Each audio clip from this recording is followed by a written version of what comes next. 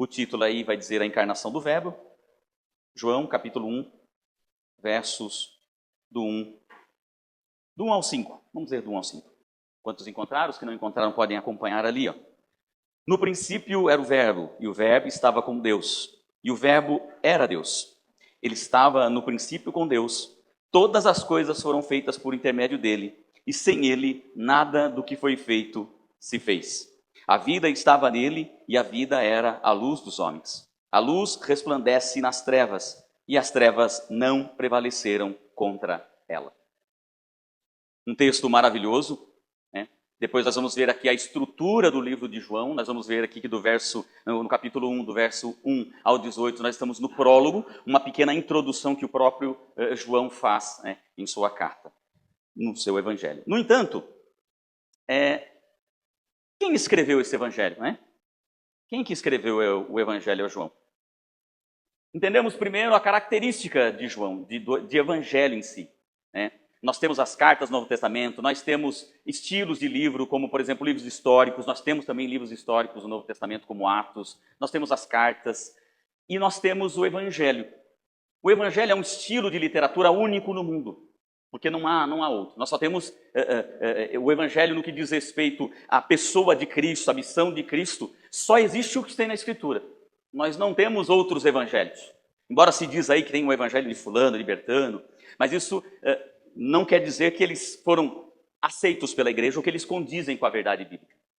E nós temos, dentro desse estilo literário chamado evangelho, que pode significar no seu original boas novas, né, e seriam as boas novas sobre o Salvador, sobre o Cristo, sobre o Messias, né, no que diz respeito a isso, o evangelho ele é único. Ele é a única literatura no mundo que tem essa característica. Não existe outra. Agora, livros históricos você tem na Bíblia e tem também fora, né, no mundo secular, nós também temos, né? Entre outros escritos, né, literatura apocalíptica nós temos na Escritura e temos fora, né? Temos pessoas que tentam fazer essas adivinhações e coisas assim. Mas o evangelho ele é único. E nós temos 4 evangelhos, do qual 3 deles, Mateus, Marcos e Lucas, são conhecidos como sinóticos. Por que sinóticos? A palavra sinótico significa da mesma ótica. Sinóticos. Quer dizer que eles têm basicamente a mesma ótica e descrevem o conteúdo muito um do outro, cobrem o conteúdo um do outro. São muito parecidos entre si. Inclusive, quando nós queremos, às vezes, ter uma abrangência maior do que diz respeito à vida de Cristo, nós recorremos, às vezes, aos 3, né? Você vai ver que quando você está lendo o Evangelho de Mateus, Marcos ou Lucas, tem algumas referências em cima de onde você pode encontrar aquela mesma passagem nos outros livros. Se você tiver em Mateus, ele vai dar referências de Marcos e Lucas. Se você tiver em Lucas, ele vai dar referência de Mateus e Marcos, e assim por diante. E às vezes também João, mas já chego lá, né? O 4º evangelho, muito chamado assim no passado, e agora também nós sabemos que é o evangelho escrito por João, né, ele tem uma característica um pouco diferente dos demais. Ele também é um estilo literário chamado evangelho, mas ele tem características um pouco diferentes dos outros. Ele não se chama e não está junto com os sinóticos, até por causa da ocasião em que ele foi escrito, o objetivo com o qual ele foi escrito, que nós veremos hoje. Mas só para adiantar, basicamente 90% do conteúdo do Evangelho de João não estão nos sinóticos. 90%. É uma quantidade grande. Sendo que podemos considerar essa faixa somente de 10%, que é o que eu vou encontrar em Mateus, Marcos e Lucas. Tendo entendido que o Evangelho é essa característica, muitos entendem assim, o Evangelho é a biografia de Jesus. Não. A biografia ela tem uma característica muito específica, né? Conta-se ali muito mais detalhes sobre a infância da pessoa, as relações familiares com os amigos, feitos que ele realizou, interações, o que estudou, enfim. Tem uma outra característica. E embora seja uma narrativa histórica, o que ele difere de outras narrativas históricas? Porque o objetivo primordial dos evangelhos é descrever, sim, historicamente, uma narrativa histórica, falar também de forma biográfica sobre Jesus, porque eu estou falando sobre uma pessoa, mas com o objetivo principal de trazer revelação, de fazer teologia, de nos trazer conhecimento sobre Deus. E o Evangelho ele é único nesse sentido, porque ele traz a maior de todas as revelações. Ele traz as boas novas sobre o Cristo.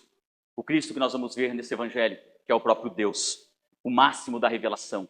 Como diz Hernandes Dias Lopes, o pico do Everest da revelação, o apogeu, o ponto mais alto. Né? Alguns brincam que quando vamos ler João ou vamos estudar João, né, fazem um trocadilho com aquela passagem do Antigo Testamento, quando Moisés percebe que a sarça está ardendo e vai em direção a ela, quando ele se aproxima dela, ele escuta uma voz dizendo o quê? Tire a sandália dos seus pés, porque o lugar que pisa é terra santa. Alguns dizem que nós estamos pisando na terra santa do Novo Testamento, que é este evangelho. Tal é a sua revelação, irmãos, o seu conteúdo. É impossível ler o evangelho de João, estudar o evangelho de João e não ter alguma reação. É evidente que nós vamos ver no próprio evangelho de que aqueles que são chamados por Deus atenderão, aqueles que pertencem a Deus, as ovelhas que são do Senhor, ouvirão a sua voz. Não vão conseguir não reagir diante disso, mas vão render-se às verdades poderosas dessa revelação. Aqueles que não creem e que não pertencem ao Senhor, obviamente que vão resistir, vão criticar, como nós veremos, algumas críticas sobre os evangelhos e também sobre o evangelho de João. Sobre o evangelho de João, inclusive, pesam as maiores críticas.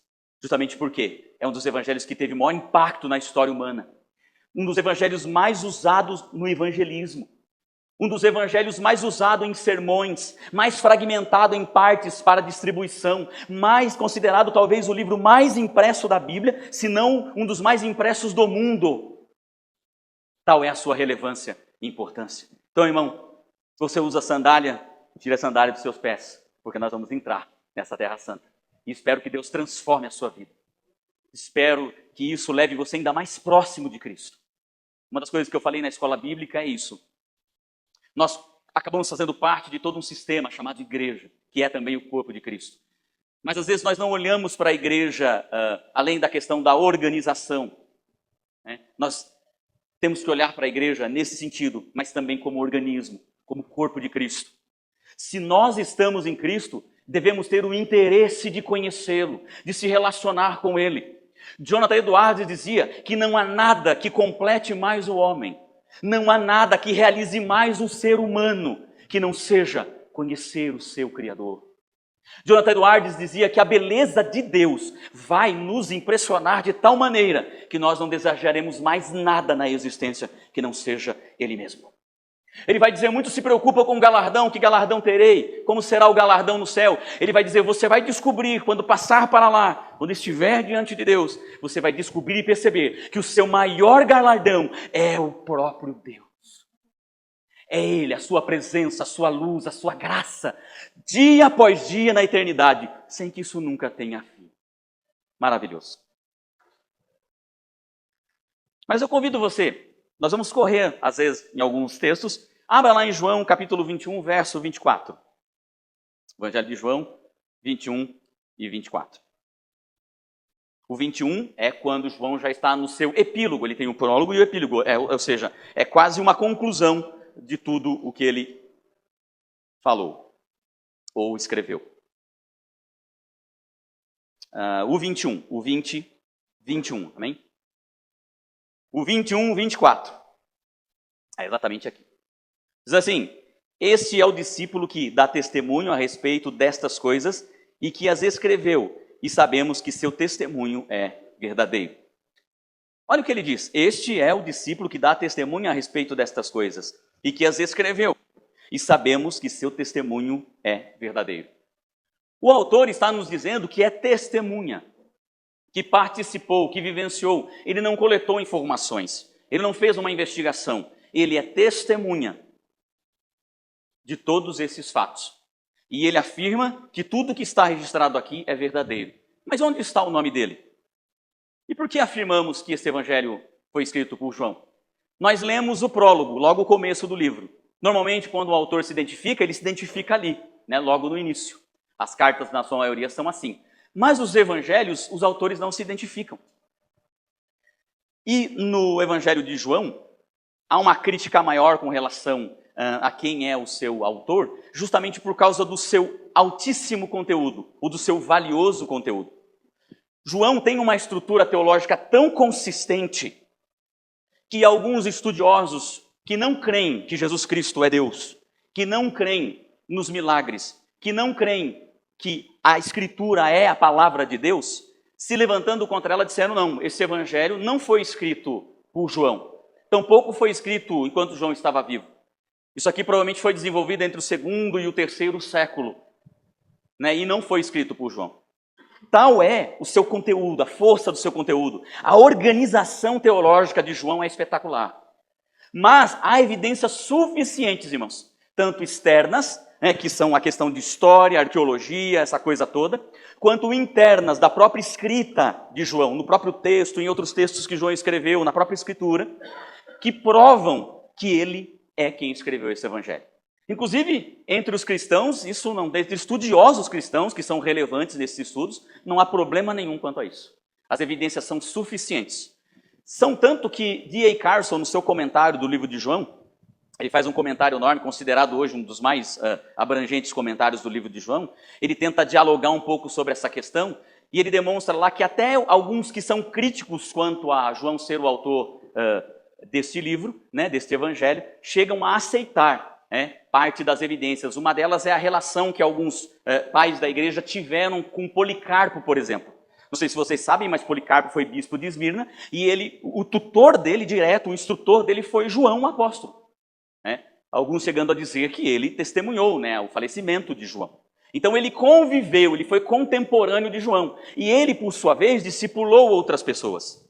Essas pessoas é que uma delas fazem comentários já levando a entender que a igreja, por tradição, ou a tradição da igreja, já entendia que João é o autor deste evangelho. E de que João eu estou falando, né? Até agora eu provei que é João, mas que João é esse? João, né, o irmão de Tiago, filho de Zebedeu, um dos apóstolos. Aquele que deitou, né, no peito de Jesus, aquele que esteve próximo a Jesus desde o início do seu ministério até o fim. O único apóstolo que ficou aos pés da cruz. Entre diversas passagens, né, você vai ver a intimidade de Jesus com João e de João com Jesus. Né? Um daqueles discípulos, né, que alguns chamam de a elite dos apóstolos, né, mas não podemos entender assim porque todos têm importância para Cristo. Mas era Pedro, Tiago e João, que eram sempre chamados em algumas tarefas, em algumas missões, os três sempre estavam juntos. Então é deste João que estamos falando. Este João tinha por mãe Salomé. E a sua família, né, era uma família muito bem abastada financeiramente. Alguns entendem, inclusive, que João e a sua família eram empresários na área de pesca. Inclusive, há textos bíblicos que vão mostrar para nós que Salomé era mantenedora do ministério de Jesus. E dá também a entender nos evangelhos de que Salomé poderia ser irmã de Maria, o que faz, muito provavelmente, de João, primo de Jesus. Mas isso não quer dizer que é isso que faz com que o evangelho seja o evangelho, nada disso. São só informações que nós precisamos ter sobre o autor e que são importantes para nós.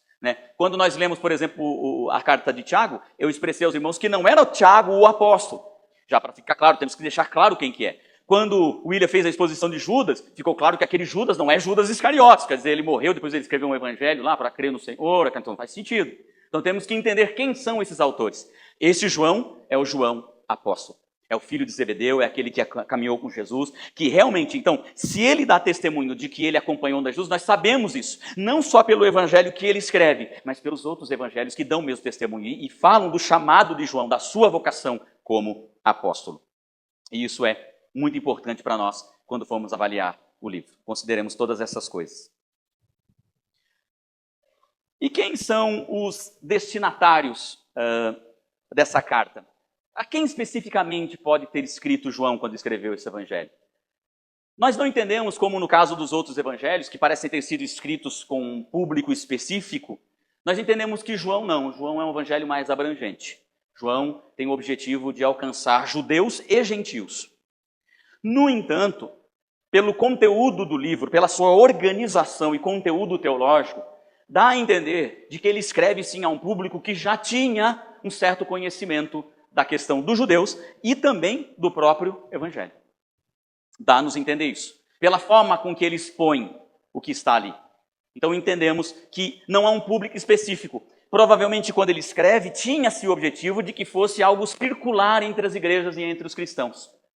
De que realmente ficasse circulando de igreja em igreja. E circulou ao tal ponto que circula no mundo até o dia de hoje, pela providência de Deus, não é? Então, não entendemos que haja um público específico, mas ele seja mais generalista e tenha a intenção de alcançar aí cristãos, né, e judeus e gentios. Amém?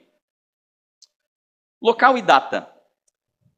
Escritos encontrados de outras pessoas, porque para comprovar isso eles vão em busca do que se escrevia no passado, né? Dão a entender de que João estava em Éfeso, né? Que data aqui que é uma região da Ásia Menor, né? Então ele estava em Éfeso quando ele registra essa carta. A data chega a ser bem longa. Ó. Alguns estudiosos datam de 80 a 96 depois de Cristo, que fica dentro desse período que João pode ter escrito esse evangelho. Todos os livros bíblicos, normalmente nós não temos uma data exata de quando ele foi escrito, porque às vezes nós não temos essa data. O que nós temos são os acontecimentos. Às vezes um livro ou outro registra alguma coisa e a gente fica próximo do ano, ou do tempo, ou da década em que foi escrito. O livro de João é a mesma coisa. Sendo considerado o último evangelho a ter sido escrito. O que faz com que a gente entenda por que 90% do seu conteúdo é diferente dos outros. Muito provavelmente os outros 3 evangelhos já circulavam entre as igrejas e era do conhecimento de todos já aquelas características, aqueles dados. E João, então, por providência divina, lembre-se isso, né? Pedro vai nos deixar claro que toda a escritura ela não vem por intenção ou desígnio humano, mas ela vem pela vontade de Deus, é Deus que inspira o autor humano. E aprove a Deus que as circunstâncias em volta de João nessa época fez com que ele entendesse que deveria escrever também esse evangelho e acrescentar, então, ao que estava já escrito. E ele considerou, então, colocar aí elementos que nós não continhamos nos outros evangelhos, sendo aí que quase todo o seu evangelho vai ser um pouco diferente. Né? Alguns datam realmente no ano 80, certo? Preferem datar do ano 80. E note que, independente da distância do período que eles pegam, do inteirinho que eles pegam para entender que João escreveu esse livro, qualquer uma dessas datas considera que o templo já havia sido invadido e derrubado pelos romanos. Então a queda de Jerusalém já havia sido ocorrida. Os romanos já haviam invadido, já haviam destruído o templo. Isso já havia acontecido. Alguns críticos dizem qual é a razão de João não especificar isso na sua carta. Mas os evangelhos não ficam especificando muito dessas coisas. Lembre-se que o evangelho tem um propósito, nós vamos chegar nele. Mas a própria característica do evangelho de João já nos dá a entender de que ele escreve a pessoas que poderiam estar impactados pelo que tinha acontecido. Como, por exemplo, aqueles judeus que aguardavam o Messias, que ainda não tinham crido em Cristo e que talvez confiavam que o Messias ainda viria. E agora todas as suas esperanças desabaram diante da invasão e da destruição de Jerusalém. O templo, irmão, era central na adoração judaica. O templo era central na adoração judaica, era de fundamental importância para os judeus. E agora eles não tinham mais isso, toda aquela pompa, todos os rituais. O templo era o único lugar onde eles poderiam ofertar a Deus aquilo que eles tinham de mais sagrado e mais importante do seu culto a Deus, os sacrifícios. Eles não podiam fazer isso na sinagoga eles podem ler, cantar, mas não podem fazer os rituais. Então é aí que nós entendemos que João escreve, trazendo que Cristo já veio, não há mais necessidade do templo. Porque aquele candelabro que iluminava o templo, simbolizando luz, Jesus vai dizer, eu sou a luz. Aquele caminho que se tinha para todas as situações que tinham que se realizar, ele vai dizer, eu sou o caminho, a verdade e a vida. Símbolos do templo. A água com a qual eles faziam ali as purificações, também Jesus vai dizer, eu sou a água viva, a água da vida. Quem beber desta água jamais terá sede. Então Jesus vai invocando esse eu sou, que é uma máxima que também nós vamos ver com muito cuidado e ficaremos maravilhados com isso.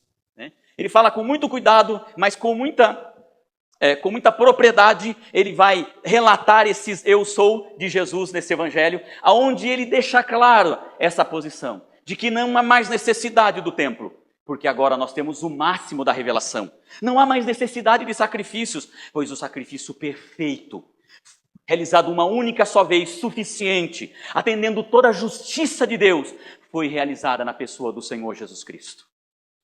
Então João vai trazer esperança a essas pessoas, principalmente aqueles que pertencem a Deus, porque ouvindo essas coisas, render-se-iam ao Senhor.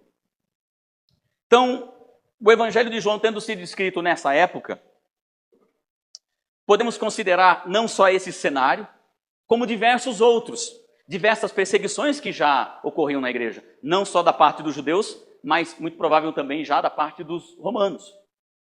Então o contexto aqui leva também a entender que havia ataques à igreja e ao próprio Cristo. Pessoas que já estavam tentando desconstruir o verdadeiro evangelho. Que chegavam a dizer, você sabe que a influência grega e romana, greco-romana, no meio era forte, né, o pensamento. E muitos não acreditavam que Jesus havia encarnado. Tanto que João inicia o seu evangelho, como diz Hernando Dias Lopes, com os dois pés na porta.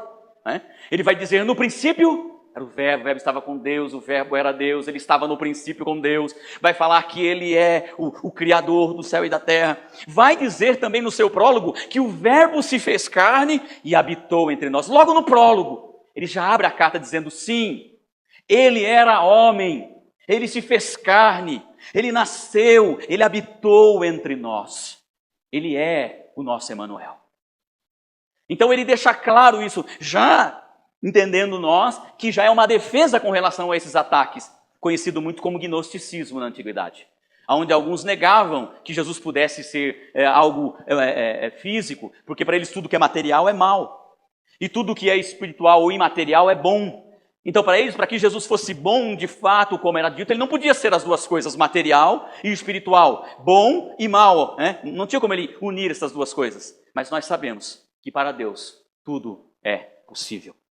E João, então, no seu prólogo, ele já traz para nós informações espetaculares. Eu acho que só no prólogo a gente vai ficar vários cultos, né? Porque o prólogo é muito rico e ele tem a tendência ali já de nos ajudar com um começo ali do Evangelho de João. E qual é a estrutura, então, já que estamos falando de prólogo? Qual que é a estrutura? Como, mais ou menos, lendo o Evangelho de João, nós podemos dividir esse Evangelho para nós entendermos como pode ter funcionado a mente de João quando organizou, quando escreveu esse evangelho.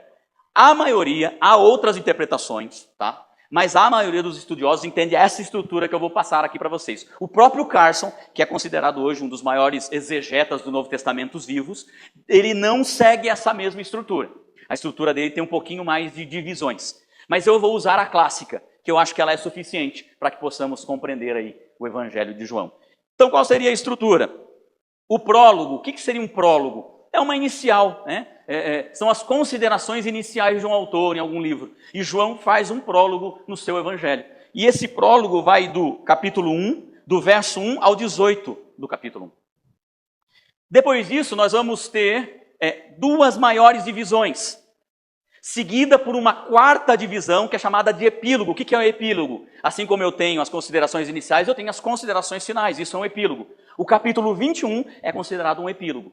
Tanto que você vê que lá ele já não está falando tanto das questões sobre Jesus. Como nós lemos aqui no 21, 24, ali numa das suas conclusões, ele está dizendo que ele é o autor e que ele é testemunha fiel daqueles eventos. E que esses eventos são verdadeiros.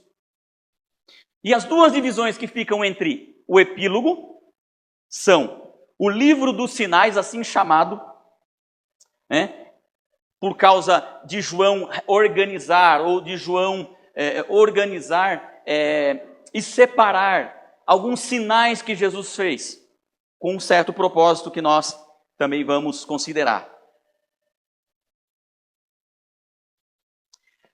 O livro dos sinais pega então de João, capítulo 1, verso 19, onde acaba o epílogo ali que a gente considera o prólogo, né, do 1, verso 19, até o verso 12, até o capítulo 12, verso 50. Seriam livros dos sinais, aonde João aí então separa, seleciona alguns milagres, alguns sinais que Jesus realizou para então garantir o propósito que ele tem no seu livro, no seu evangelho, escrever este evangelho. E a outra divisão é chamado de o livro da glória, para alguns o livro da paixão. Alguns compreendem que isso aqui pega, inclusive, a última semana de Jesus. Dá a impressão que o livro de João, embora ele tenha uma certa, ele tenha uma certa organização cronológica, mas João ele seleciona partes da vida de Jesus. Ele não faz como os outros evangelhos que parecem ser mais sequenciais. Ele descreve, ele reorganiza o que eu falei, ele separa, ele seleciona esse livro dos sinais que Jesus fez. Terminando isso, ele parte para os discursos de Jesus, onde Jesus vai falar muito com o povo, compreendendo praticamente a última semana de Jesus.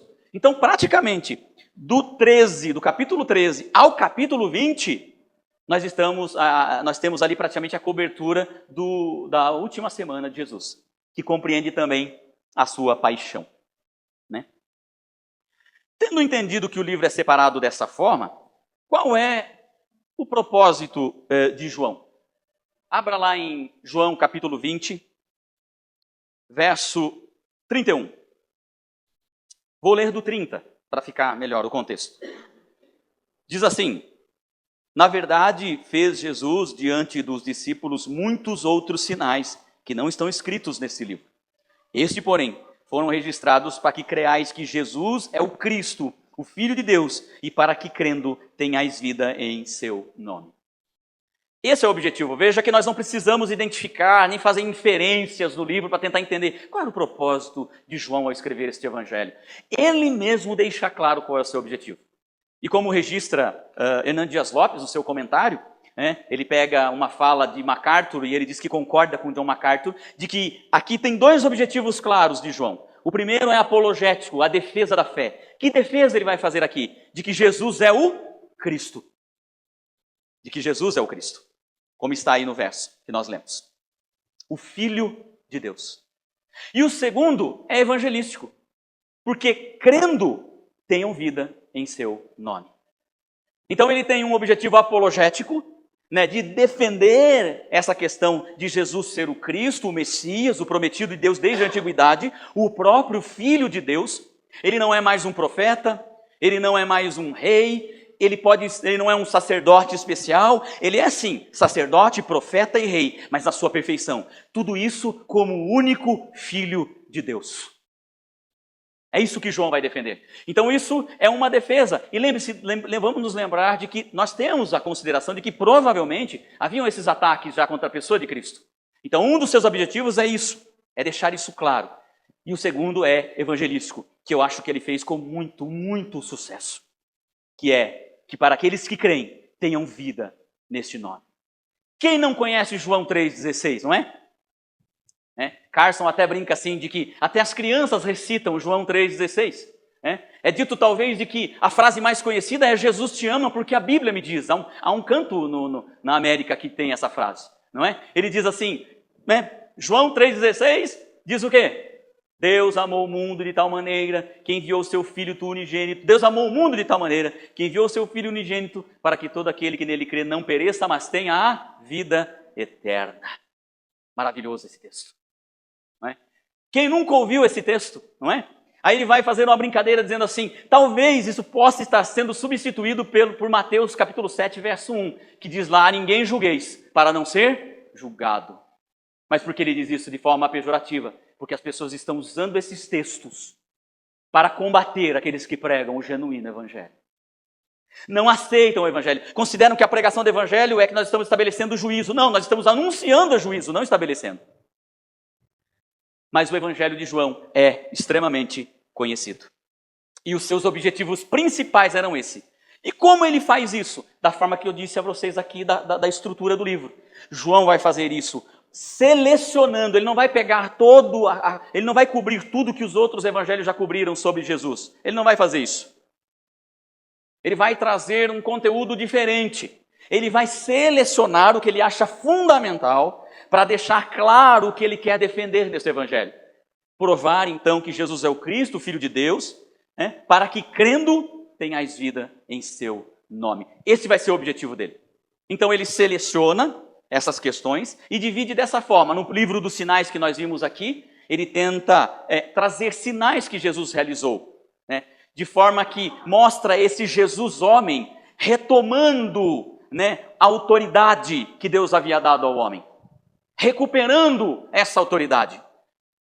Uma delas é, por exemplo, sobre a própria criação, porque nós vamos ver a ordem dele, pois quem é este homem que até o vento e o mar lhe obedecem? Isso nunca tinha acontecido antes. Nós temos alguma coisa lá de Elias no passado, mas Elias teve que orar muito para que a chuva viesse, e Deus é quem foi instruindo Elias na sua oração.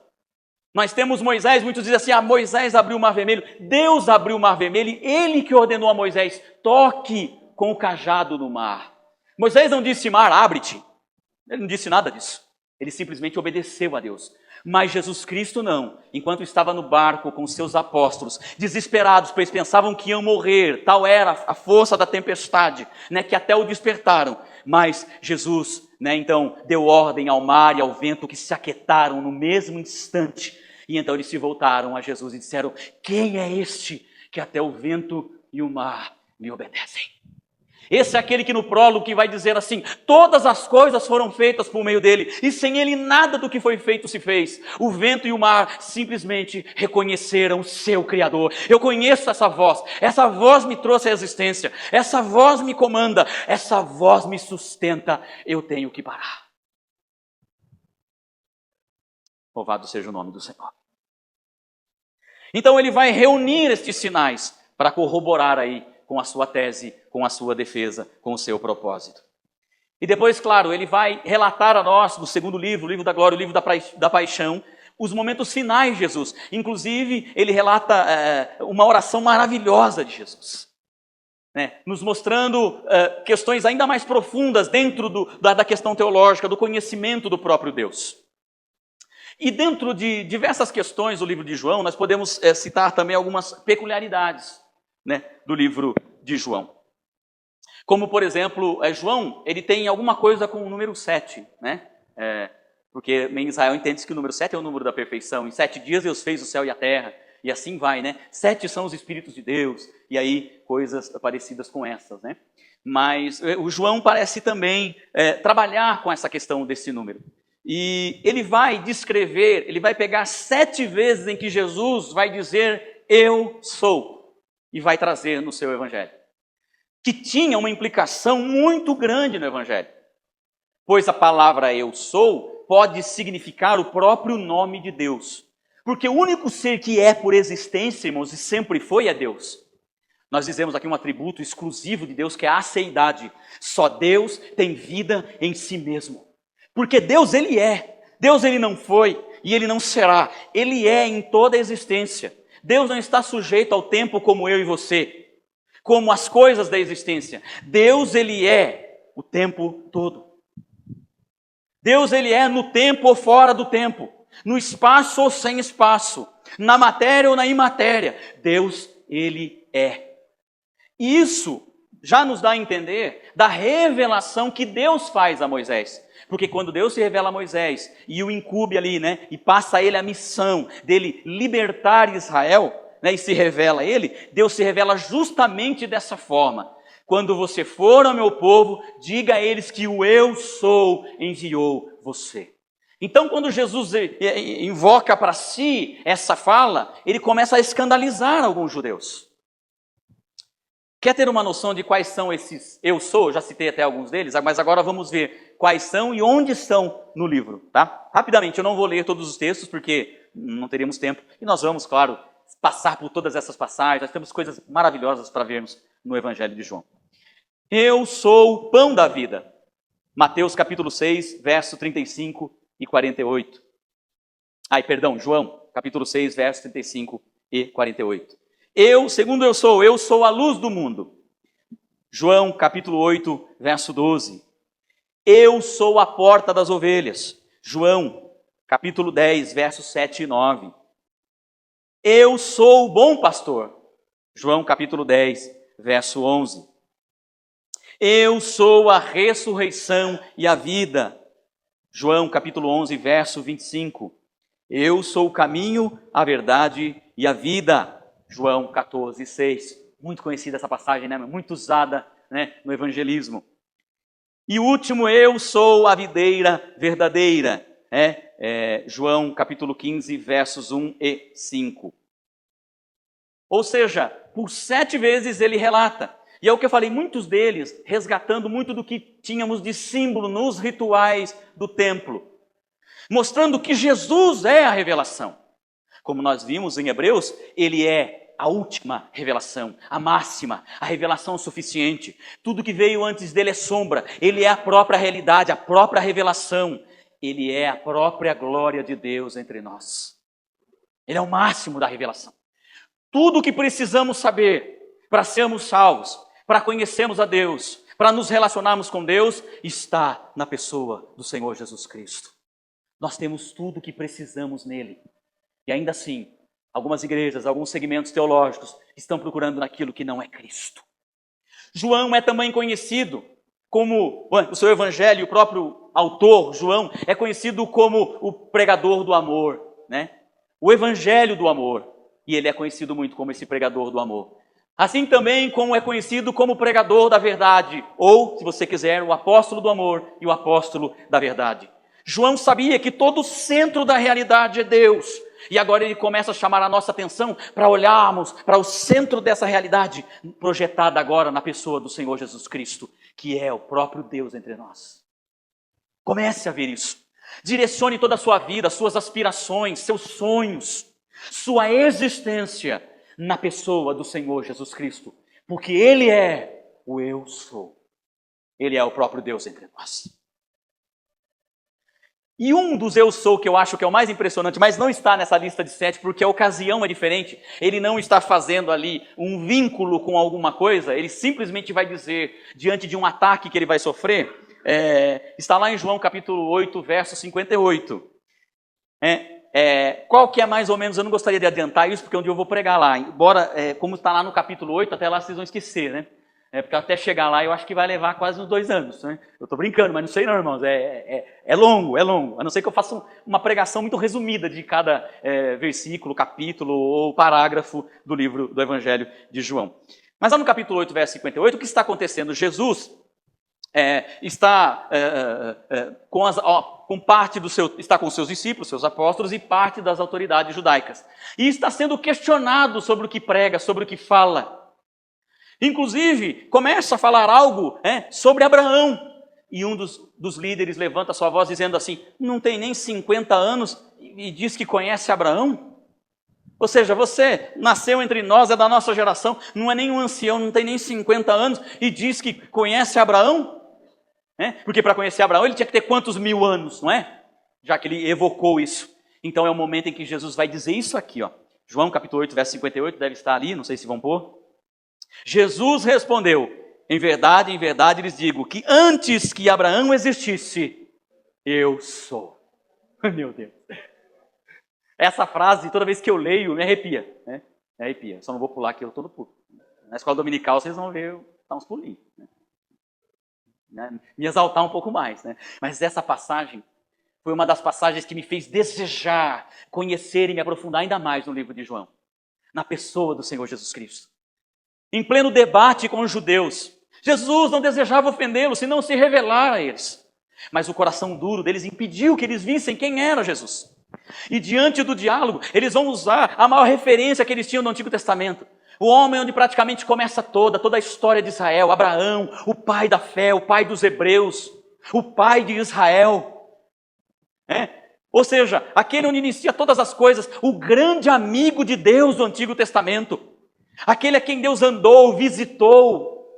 Abraão, o máximo da expressão, talvez, da fé judaica, junto de Moisés e de alguns profetas. E no momento em que ele é questionado, ele vai dizer o seguinte, antes de Abraão, eu sou. Ou seja, Abraão só veio à existência porque eu o trouxe à vida. Abraão não existia quando eu já existia há muito tempo.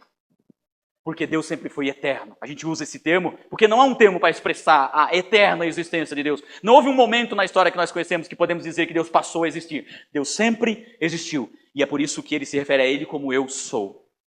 Eu sou que é num estado contínuo, presente, de algo que sempre é, um estado contínuo de vida e existência.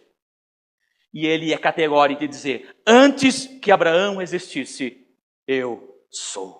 Deixando claro tudo o que João está especificando no seu evangelho. O que ele coloca de cara no prólogo, mostrando que todas as coisas foram feitas por meio de Cristo. E que são sustentadas, e que são provisionadas, sustentadas e cuidadas também por ele. Ele deixa muito claro isso. E aqui ele vai mostrar mais uma vez isso. É impossível entender qualquer outra coisa aqui que não seja que o próprio Senhor Jesus Cristo é Deus. Não tem como entender outra coisa. Como é que ele pode existir antes de Abraão? Como que eu posso ler o Evangelho de João e não entender que Jesus Cristo é o próprio Deus? Não tem como. É muito difícil, você tem que distorcer exegeticamente o texto para que você defenda isso. Mas se você ler de uma forma simples, não tem como entender de outro jeito. Jesus Cristo é Deus. Vamos fazer jus aqui ao propósito de João, de que estas coisas foram registradas para provar de que Jesus é o Cristo, o Filho de Deus. E é o que Ele é, irmãos. Bendito seja Deus. Essa parte da Escritura vai mexer muito conosco, esse Evangelho vai falar muito conosco. Tenho certeza que vai transformar nossas vidas. A partir da próxima mensagem, se eu não tiver que trazer mais alguma coisa referente a isso, porque há muito mais que eu posso trazer sobre introdução ou ainda comentar algo sobre a estrutura, porque hoje eu fiz de uma forma mais resumida. Então não quero que a gente perca, o que a gente entendeu. Se precisar eu faço de novo, retomo de novo bem rapidinho esse resumo. Mas a ideia é entrarmos realmente no texto e já começarmos a avaliar o conteúdo de João. E já iniciar ali, logo no prólogo, que já é um desafio para qualquer pregador. No princípio era o Verbo. E o Verbo estava com Deus e o Verbo era Deus. Ele estava no princípio com Deus. Todas as coisas foram feitas por meio dele e sem ele nada do que foi feito se fez. Ele já começa usando a palavra logos, que tem a ver com conhecimento, com existência, com propósito. Ele já começa de uma forma estrondosa o seu evangelho. E aí há muita coisa para nós já entendermos sobre isso. Então só o prólogo de João, só os primeiros versos, já temos um material extraordinário e muito rico sobre a pessoa de nosso Senhor e Salvador Jesus Cristo. Amém, irmãos?